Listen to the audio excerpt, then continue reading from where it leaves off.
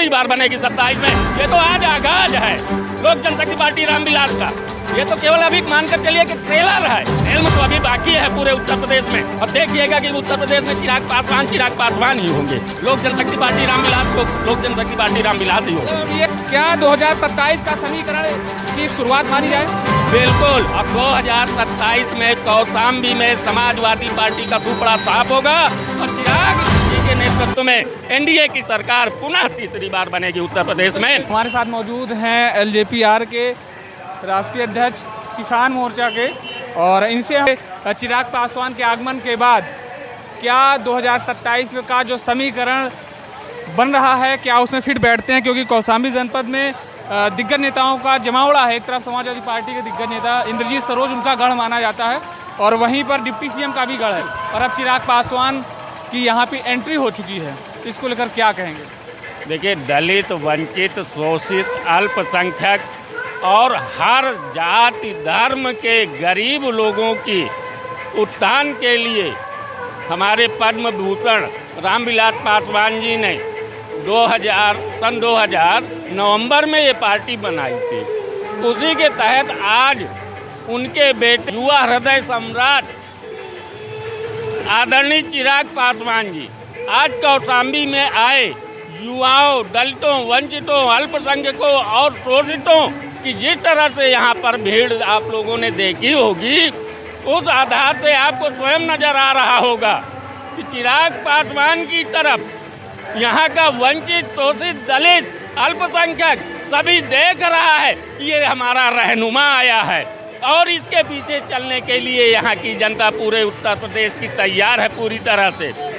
लोक जनशक्ति पार्टी रामविलास के राष्ट्रीय अध्यक्ष और भारत सरकार के केंद्रीय मंत्री आदरणीय चिराग पासवान जी के नेतृत्व में उत्तर प्रदेश का दलित, वंचित, शोषित, अल्पसंख्यक और हर जाति धर्म का गरीब व्यक्ति पीछे चलने के लिए आतुर है। और उन लोगों ने आज माननीय चिराग पासवान जी से कहा है कि आप बार बार आइए, उत्तर प्रदेश में आपकी आवश्यकता है। इसलिए आज चिराग पासवान जी ने भी भरोसा दिया है कि हम जब तक आप लोगों का उत्थान नहीं करा देंगे तब तक हम चैन से नहीं बैठेंगे। भारत में भी हमारी सरकार है, केंद्र में और उत्तर प्रदेश में भी हमारी सरकार है, एनडीए की सरकार है, जहां पर भारत सरकार का नेतृत्व आदरणीय नरेंद्र मोदी जी कर रहे हैं। वहीं उत्तर प्रदेश में एनडीए की नेतृत्व आदरणीय आदित्यनाथ योगी जी कर रहे हैं।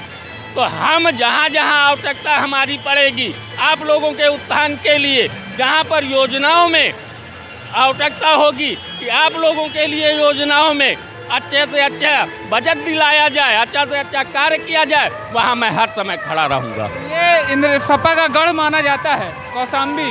22 में भी यहाँ से क्लीन स्वीप किया था समाजवादी पार्टी ने, और 24 में भी युवा सांसद यहाँ से जीत के सदन में पहुँचे हैं।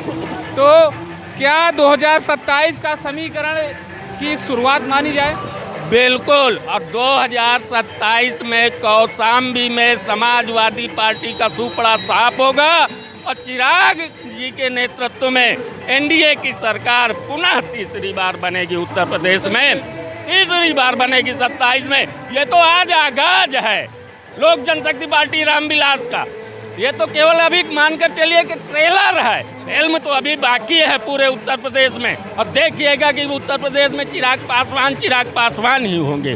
लोक जनशक्ति पार्टी रामविलास ही होगी। अब ये शुरुआत हो चुकी है। शुरुआत उत्तर प्रदेश में हो चुकी है। यहाँ के दलित, वंचित, शोषितों की मांग थी कि चिराग जी आप आइए, आप हमारे रहनुमा हैं। यहाँ पर जितने भी दलित, शोषित और वंचितों के रहनुमा बने थे, उन लोगों ने हमारा शोषण किया है। तो कहीं कहीं 2027 में चिराग पासवान यूपी के अंदर एक नई ऊर्जा लाने का काम करेंगे, और कहीं कहीं एनडीए में सीट मांग की भी बंटवारे को लेकर के मांग उठ रही थी कि 27 में यूपी में भी सहभागिता मांगी जाएगी यूपी विधानसभा चुनाव को लेकर। निश्चित रूप से एनडीए के हम घटक दल हैं और एक विश्वसनीय पार्टनर हैं। हमको जितनी सीटें लोकसभा में 2024 के चुनाव में जितनी भी सीटें हमारे नेता को दी गई, एनडीए की तरफ से 5 सीटें दी गई। 100% परफॉर्मेंस रहा हमारा, और 5 सीटें दी गई। 5 में 5 सीटें। देश में कोई भी पार्टी ऐसी नहीं है जिसमें जितनी सीटें मिली हो उतनी पूरी सीटें जीती हो। पॉपुलैरिटी बढ़ रही है। इतना ही नहीं, जो युवा है, संघर्षशील है और दलित वंचित शोषितों का रहनुमा है, तो पॉपुलैरिटी अपने आप बढ़ेगी। एनडीए घटक दल का जो मजबूत नेतृत्व वाली सरकार यूपी और केंद्र में चल रही है, तो कहीं कहीं चिराग पासवान ने यहाँ पे एक आगाज किया है।